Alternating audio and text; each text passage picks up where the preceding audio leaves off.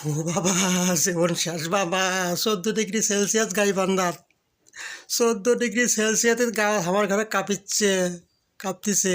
আরও বলে 60 ডিগ্রিতে আসবি, 60 ডিগ্রিতে আসলে কি আমরা বাঁচবো? সবাই তো বড়ি সরকার হয়ে যাবো। আল্লাহ বাঁচাও, বাঁচাও। এমনি ধরা ধরা করে মানুষ মরিচ্ছে। ঢাকা থেকে কেউ গাইবান্ধাতে আসতেছে না, উত্তরবঙ্গতে আসতেছে না। কারণ কি জানেন? এই শীতত বাবা, জীবন শেষ। 14 ডিগ্রি সেলসিয়াসের যদি এঁকে ঠান্ডা থাকে, তাহলে 60 60 ডিগ্রি সেলসিয়াস তারা কেঙ্কা হবি? এটা চিন্তা করে দেখেন তো তোমরা। এই জন্য ভাই, এই জানুয়ারি মাসত কেউ উত্তরবঙ্গত আসেন না। যারা দক্ষিণবঙ্গত আছেন, ঢাকাতে আছেন, তারা ঢাকাতেই থাকো। আসার দরকার নাই, আসেন না। হুদাই খেলে কষ্ট, জীবনটাও যেতে পারে। খুব কষ্টের মধ্যে আছে আমরা উত্তরবঙ্গের মানুষ, গাইবান্ধার মানুষ। ভাই রাতের বেলা বাইর হওয়া যায় না ভাই। অবস্থা খুব খারাপ, একেবারে শেষ।